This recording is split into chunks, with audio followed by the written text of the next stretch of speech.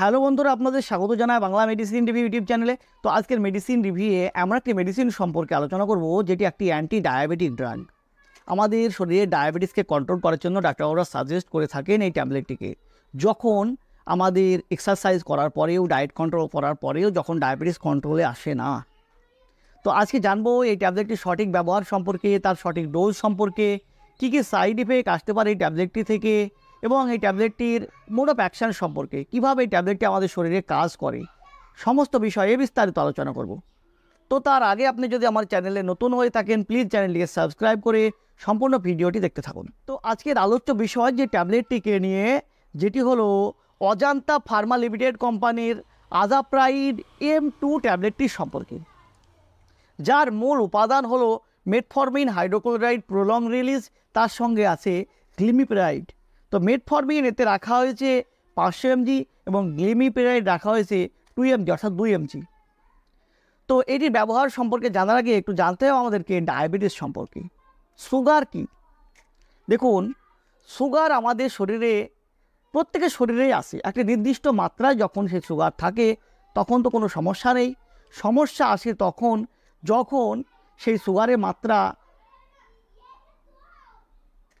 স্বাভাবিকের তুলনায় বেড়ে যায়। তো আমাদের শরীরে যখন স্বাভাবিকের তুলনায় সুগারের মাত্রা, গ্লুকোজের মাত্রা বেড়ে যায়, যেই কন্ডিশনকে আমরা বলি হাইপার গ্লাইসেমিয়া, এবং স্বাভাবিকের তুলনায় যদি কমে যায়, যে কন্ডিশনকে আমরা বলি হাইপোগ্লাইসেমিয়া।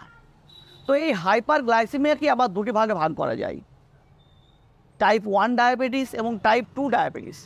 টাইপ 1 ডায়াবেটিস সেই কন্ডিশনকে বলি যেখানে যে আমাদের প্যাঙ্ক্রিয়াসের বেটা সেল টোটালি ইনসুলিন প্রোডাকশন বন্ধ করে দেয়, যেটা দেখা যায় বাচ্চাদের ক্ষেত্রে।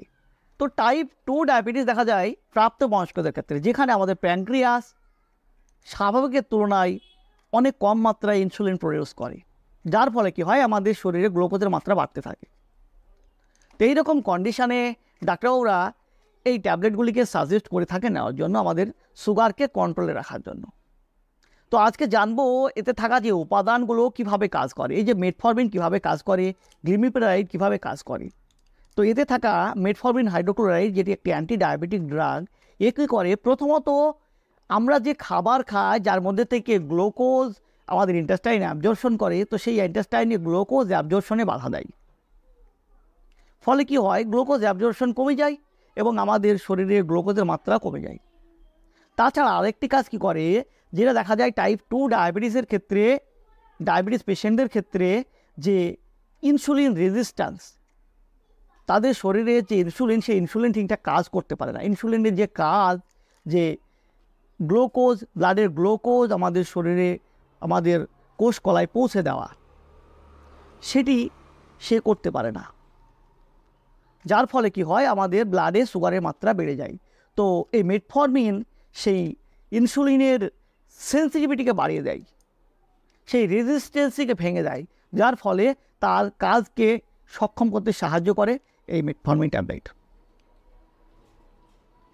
এছাড়াও এতে থাকা যে গ্লিমিপিরাইড, যেটি একটি সেকেন্ড জেনারেশন সালফোনাইউরিয়াল ড্রাগ, এ কী করে, আমাদের শরীরে যে প্যাঙ্ক্রিয়াসের বেটা সেল, যেখান থেকে ইনসুলিন প্রডিউস হয়, সেই ইনসুলিনের প্রোডাকশানকে অনেকাংশে বাড়িয়ে দেয়, যার ফলে কি হয়, আমাদের শরীরে থাকা গ্লুকোজকে আমাদের কোষকলায় পৌঁছে দিতে সাহায্য করে এবং আমাদের রক্তে গ্লুকোজের মাত্রা স্বাভাবিক আনতে সাহায্য করে।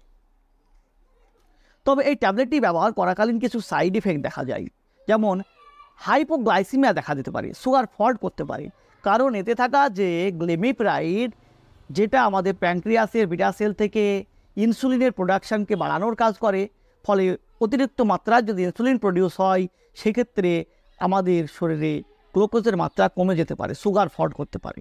এছাড়াও যে মোস্ট কমন সাইড ইফেক্টগুলো দেখা যায়, বমি ভাব, অ্যাবডোমিনাল ডিসকমফোর্ট, অর্থাৎ পেটে অস্বস্তি ভাব, লিউকোপেনিয়া, থ্রোম্বোসাইটোপেনিয়া, হিমোলাইটিক অ্যানিমিয়া, এইসব সমস্যাগুলো দেখা দিতে পারে। তবে এই ট্যাবলেটটি কখনোই আপনারা নিজেরা সেলফ মেডিকেশন করবেন না, কারণ একজন ডায়াবেটিক পেশেন্টের গ্লুকোজের মাত্রা, তার শরীরের কন্ডিশন, তার বডি ওয়েট, তার এক্সারসাইজের উপর, তার ফিজিক্যাল অ্যাক্টিভিটি, তার ডায়েট সমস্ত কিছুর উপর নির্ভর করে ডাক্তারবাবু ডোজ সিলেক্ট করেন। তাই ডাক্তারবাবুর সঙ্গে পরামর্শ নেওয়াটা ভীষণ জরুরি। তাই ডাক্তারবাবুর সঙ্গে পরামর্শ নিয়ে তবে এই মেডিসিনটিকে ব্যবহার করবেন, অন্যথায় আপনাকে সমস্যায় পড়তে হতে পারে, সুগার ফল্ট করতে পারে। সুগার ফল্ট করা একটা ভীষণ মারাত্মক ভয়ঙ্কর ব্যাপার। তাই ডাক্তারবাবুর সঙ্গে পরামর্শ নেওয়াটা ভীষণ জরুরি। তো বন্ধুরা, এই ছিল আজাপ্রাইড M2 ট্যাবলেটটির সম্পর্কে একটি ছোট্ট ভিডিও। ভিডিওটি যদি আপনার ভালো লেগে থাকে, যদি কোনো উপকারে এসে থাকে, প্লিজ চ্যানেলটিকে সাবস্ক্রাইব করে লাইক দিতে ভুলবেন না। সুস্থ থাকবেন, ভালো থাকবেন। আবারও দেখা হবে মেডিসিন রিলেটেড অন্য কোনো ভিডিওতে। আজ এই পর্যন্তই, ধন্যবাদ।